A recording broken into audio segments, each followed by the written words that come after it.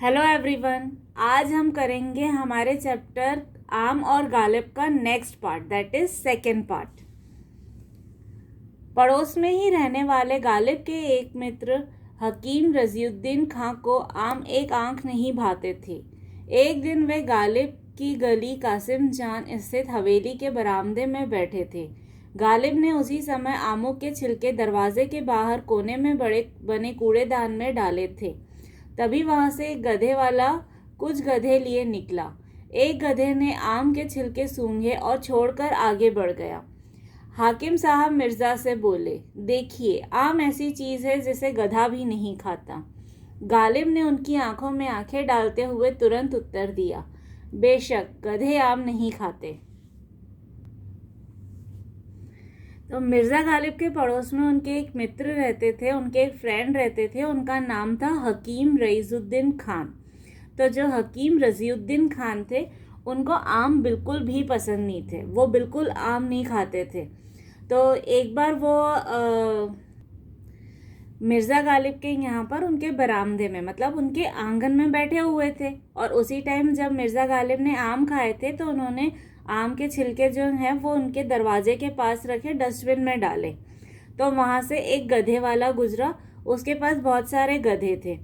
तो एक गधे ने डस्टबिन में मुंह डालकर सूंघा, आम की स्मेल आई और वो चला गया। उसने वो कचरा नहीं खाया।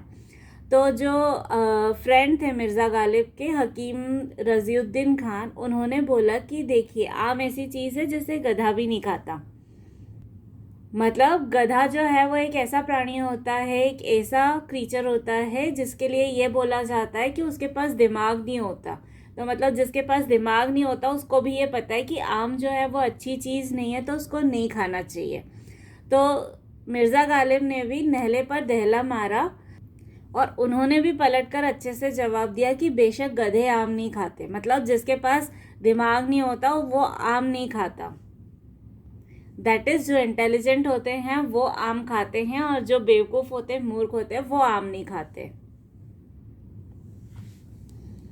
ऐसे ही एक रोज गालिब के घर आमों की दावत चल रही थी। नाना प्रकार के आम रखे हुए थे। गालिब के दोस्त और शागिर्द मजे ले लेकर आम उड़ा रहे थे। उनके पास बैठे उनके दोस्त नवाब मुस्तफ़ा खां शेफ्ता आम पर आम उड़ा रहे थे, लेकिन उनके आगे छिलके और गुठलियां बिल्कुल नहीं थी। वे आम खाकर गुठलियां और छिलके गालिब के आगे रखते जाते थे। जब गालिब के आगे छिलकों और गुठलियों का बड़ा ढेर लग गया तो जनाब गालिब से बोले, अमा मिर्ज़ा साहब, लगता है आपने सभी के हिस्से के आम खा लिए। इस पर मिर्ज़ा गालिब ने जवाब दिया, नवाब साहब, चलिए, मैं तो आम ही खा रहा हूँ, पर आप तो आमों के साथ गुठलियाँ और छिलके भी नहीं छोड़ रहे। इस पर सभी ने जोरदार ठहाका लगाया। तो अब ये एक और किस्सा है जिससे हमें ये पता चलता है कि गालिब जी को आम कितने पसंद थे और वो कितने हाजिर जवाब थे। तो एक बार उनके यहाँ पर पार्टी चल रही थी और सारे उनके जो दोस्त थे और उनके जो शागिर्द थे, शागिर्द मतलब उनके फॉलोअर्स जो थे, उनके जो फैंस थे, वो सब लोग वहाँ पर आम खा रहे थे और सबको बहुत मज़ा आ रहा था आम खाने में। वो मज़े ले लेकर आम उड़ा रहे थे। आम उड़ा रहे थे, दैट डजंट मीन कि दे वर फ्लाइंग मैंगोज। आम उड़ा रहे थे मतलब खूब आम खा रहे थे। और जो मिर्ज़ा गालिब थे उनके पास ही उनके एक फ्रेंड बैठे थे जिनका नाम था नवाब मुस्तफ़ा खां शेफ्ता। तो वो नवाब मुस्तफ़ा खां साहब थे। वो क्या कर रहे थे, वो आम तो बहुत सारे खा रहे थे, लेकिन उनके सामने आम के ना तो छिलके थे और ना ही गुठलियाँ थी। क्योंकि वो क्या कर रहे थे कि जो भी छिलके और गुठलियाँ निकलती थी वो वो जो है नवाब साहब मिर्ज़ा गालिब के सामने रखते जाते थे। तो उनके सामने छिलके और गुठलियाँ बिल्कुल नहीं थी और मिर्ज़ा गालिब के सामने डबल हो गई थी। तो उनके सामने जो छिलके और गुठलियों का बहुत बड़ा ढेर लग गया था। तो नवाब साहब ने उनका मजाक उड़ाते हुए बोला कि अरे मिर्ज़ा साहब, आप तो ऐसा लग रहा है कि बाकी सबके हिस्से के भी आम खाते जा रहे हो, आप तो बहुत सारे आम खा रहे हो। तो मिर्ज़ा गालिब ने उनको पलट के जवाब दिया कि अरे, मैं तो आम खा रहा हूँ, लेकिन आप तो आम के साथ गुठलियाँ भी खा रहे हो। क्योंकि उनके सामने तो गुठलियाँ और छिलके थे ही नहीं। तो मिर्ज़ा साहब ने उनको बोला कि मैं तो सिर्फ आम खा रहा हूँ, आप तो गुठलियाँ भी खाते जा रहे हो, छिलके भी खाते जा रहे हो, आप तो इतने आम खा रहे हो। इस पर सब लोग एकदम जोर से हंसे। सबने ठहाका लगाया, मतलब सब लोग खूब जोर से हंस पड़े। अपने जीवन के अंतिम पड़ाव में गालिब ने अपने घनिष्ठ मित्र चौधरी अब्दुल गफूर के नाम एक पत्र में आमों के बारे में लिखा है, जिसमें यह भी पता चलता है कि गालिब का स्वास्थ्य ठीक नहीं था। गिरती पाचन शक्ति के बारे में गालिब लिखते हैं, जवानी में तो दिल भी था और ताकत भी थी। मरहूम शेख मोहसिनुद्दीन हर वर्ष नानौता बुलाते थे और बाग में बैठकर घंटों मीठे आम खाते। शेख साहब वहीं बरमे के पास चारपाई बिछा देते और बाल्टियों में रसीले आम ठंडे पानी में पड़े रहते। अब वह दिल कहाँ से लाऊं, वह ताकत कहाँ से लाऊं। न आमों से वह लगाव है और न ही पेट पे इतने आमों के लिए जगह। पहले तो नाश्ते से पूर्व ही ढेर सारे आम खा लिया करता था, मगर अब तो रात को भी नहीं खाए जाते। हाजमे पाचन क्रिया पर भारी पड़ते हैं। अब तो दिन में मात्र 10-12 ही खा पाता हूँ। तो अपने जीवन के अंतिम पड़ाव में गालिब ने अपने घनिष्ठ मित्र को एक पत्र लिखा था। अंतिम पड़ाव मतलब towards the latter days of his life. उस टाइम पर जब मतलब उनका बुढ़ापा था, उस टाइम पर मिर्ज़ा गालिब ने अपने घनिष्ठ मित्र मतलब बेस्ट फ्रेंड जो जिसका नाम था चौधरी अब्दुल गफूर, उनको एक लेटर लिखा था जिसमें उन्होंने आमों के बारे में भी लिखा था। और उस लेटर से ये भी पता चलता था कि मिर्ज़ा गालिब की हेल्थ जो है वो अब ठीक नहीं रहती, अब वो उनकी हेल्थ जो है वो डिटेरिएट हो रही है। और उसमें उन्होंने ये मेंशन किया था गिरती पाचन शक्ति के बारे में, मतलब गिरती पाचन शक्ति मतलब उनका डाइजेस्टिव सिस्टम जो है वो अब वीक हो रहा है। उसके बारे में मिर्ज़ा गालिब ने लिखा था कि जवानी में तो दिल भी था और ताकत भी थी। मतलब जब मैं यंग था उस टाइम पर मुझे आम बहुत ज़्यादा पसंद थे, मेरा दिल भी करता था आम खाने का, और उस टाइम ताकत भी थी, मतलब मेरा डाइजेस्टिव सिस्टम जो है वो भी सपोर्ट करता था। मरहूम शेख मोहसिनुद्दीन हर वर्ष नानौता बुलाते थे, मतलब सहारनपुर में है नानौता, वहाँ पर उनके जो फ्रेंड हैं मरहूम मतलब जो अब नहीं रहे, स्वर्गीय, उनका नाम था शेख मोहसिनुद्दीन। वो जो हैं वो उनको हमेशा नानौता मतलब सहारनपुर बुलाते थे और वहाँ पर वो अपने बाग में उनको बिठाकर घंटों तक बहुत सारे मीठे मीठे आम खिलाते थे। तो शेख साहब क्या करते थे, वहाँ पर वो चारपाई बिछा देते थे, मतलब वो जो खटिया होती थी उसको चारपाई बोला जाता था, मतलब वो एक तरह का बेड होता था। वो बेड वो वहीं पर लगा देते थे गार्डन में, और उसके पास में एक आमों की बाल्टी रख देते थे, मतलब उस बाल्टी में ठंडा पानी डाल के और उसमें आम डाल देते थे, जिससे आम जो हैं वो ठंडे हो जाते थे और वो आम बहुत जूसी होते थे। और मिर्ज़ा गालिब जो है वहीं बैठकर और ढेर सारे आम दिन भर खाते थे। तो अब मिर्ज़ा गालिब बोलते हैं कि अब मैं वो डाइजेस्टिव कैपेसिटी कहाँ से लाऊं, अब तो बुढ़ापा आ गया है और अब तो आमों से वैसा लगाव भी नहीं रहा है और ना ही पेट में इतने आमों के लिए जगह, मतलब अब डाइजेस्टिव सिस्टम वीक हो गया है तो इतने आम डाइजेस्ट नहीं हो पाते।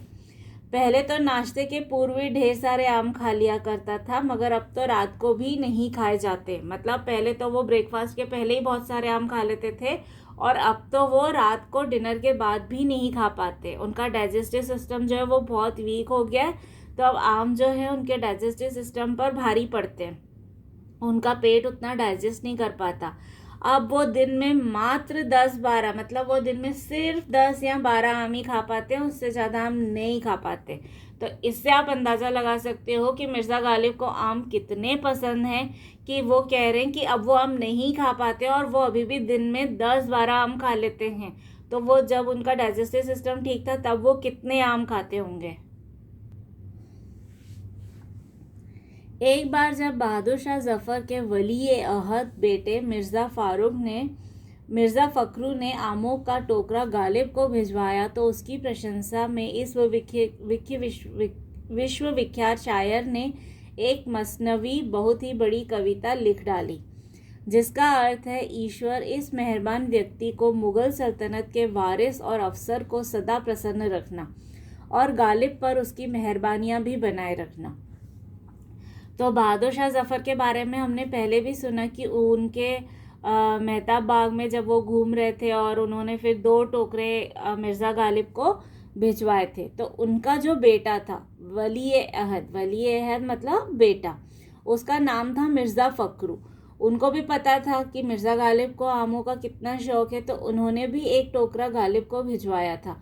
तो मिर्ज़ा गालिब इतने ज़्यादा खुश हुए थे इस चीज़ से कि उसको अप्रिशिएट करते हुए उन्होंने एक बहुत बड़ी लंबी सी पोयम लिख दी थी। मसनवी मतलब एक बहुत बड़ी लंबी पोयम, और विश्वविख्यात मतलब वर्ल्ड फेमस। तो मिर्ज़ा गालिब जो हैं वो वर्ल्ड फेमस पोएट है। उन्होंने एक बहुत बड़ी पोयम लिखी जिसमें उन्होंने बहुत अच्छे से अप्रिशिएट किया, और उस पोयम का मीनिंग ये था कि हे भगवान, ये व्यक्ति जो कि मेरे ऊपर इतना मेहरबान है वो मुग़ल सल्तनत का वारिस, he was the heir to Mughal throne. तो उन्होंने बोला कि जो मुग़ल सल्तनत का जो वारिस है उनको, उस अफसर को, उस टाइम पर वो एक ऑफिसर की पोस्ट पे थे, तो उनको हमेशा खुश रखना और ये हमेशा ये ध्यान रखना कि मिर्ज़ा गालिब पर उनकी मेहरबानियाँ बनी रहे। मतलब वो हमेशा आगे भी उनको ऐसे मीठे मीठे रसीले रसीले आम भेजते रहें। काजी अब्दुल जलील को मिर्ज़ा साहब लिखते हैं, इस साल आम हर जगह कम हैं, जो आम हैं भी तो वे खुश्क और बेमज़ा हैं। आम खाएं भी तो कहाँ से, न बौर आए हैं न बरसात हुई, कुएं भी सूख गए हैं, तरावट कहाँ से आएगी। अगर आपके बाग में अच्छे दशहरी आम हों तो ज़रूर 1 टोकरी भिजवा दें, नहीं तो ज़िंदगी रही तो इंशाअल्लाह अगले साल ही दशहरी खा पाऊँगा। तो यह शौक़ था मिर्ज़ा गालिब का, मांग कर खाने में भी गुरेज न करते थे। तो मिर्ज़ा गालिब को आम खाने का इतना शौक़ था कि अगर उनको किसी से मांगना भी पड़े, रिक्वेस्ट भी करना पड़े, तो वो बिल्कुल हिचकिचाते नहीं थे, गुरेज न करते थे, मतलब वो बिल्कुल हिचकिचाते नहीं थे। तो उनके एक और फ्रेंड थे जो काजी अब्दुल जलील, उनको उन्होंने एक लेटर लिखा था कि इस साल आम जो हैं वो कम हुए हैं। उस साल बारिश नहीं हुई थी तो उस साल आम कम हुए थे, और अगर हुए भी थे तो वो उतने फ्रेश और उतने जूसी नहीं थे, क्योंकि पानी की कमी की वजह से वो जूसी नहीं थे, मतलब सूखे सूखे से थे और उनका स्वाद भी बहुत अच्छा नहीं था। तो उन्होंने लेटर लिखा था कि अब आम कहाँ से खाएं, न बौर आए हैं न बरसात हुई। बौर मतलब आम का जो पेड़ होता है उसमें फूल आता है, उस फूल को बौर बोला जाता है, आम का बौर। और उस वो फूल जो है उसी में से फिर आम का फ्रूट निकलता है। तो अगर बौर नहीं आया तो आम आएगा नहीं, क्योंकि that is the first stage. तो मिर्ज़ा गालिब ये बोल रहे हैं कि इस बार तो कुएं भी सूख गए हैं, पानी भी नहीं बरसा है, तो इस बार अब आम जो हैं वैसे फ्रेश और जूसी तो आएंगे भी नहीं। तो अगर आपके बगीचे में अच्छे दशहरी आम हों तो प्लीज़ मुझे आप 1 टोकरी आम भिजवा दो, नहीं तो शायद अगले साल ही खा पाऊँगा। तो ऐसे रिक्वेस्ट करते हुए उन्होंने लेटर लिखा। तो मिर्ज़ा गालिब इतने शौकीन थे आम खाने के कि उनको बिल्कुल हिचकिचाहट नहीं थी कि मैं किसी से कैसे मांगूं, वो बिल्कुल बिंदास रिक्वेस्ट करते हुए लेटर भी लिख देते थे। आज भी हर साल आमों के मौसम में दिल्ली की गालिब अकादमी द्वारा गालिब की याद में बस्ती हज़रत निज़ामुद्दीन में स्थित उनकी मज़ार पर आमों की दावत का आयोजन किया जाता है। तो आज भी हर साल जब भी आम का सीज़न आता है तो उस टाइम पर जो दिल्ली की गालिब एकेडमी है वो एक फंक्शन ऑर्गेनाइज करती है, उसको बोला जाता है आमों की दावत, और वो ऑर्गेनाइज किया जाता है उनकी मज़ार पर।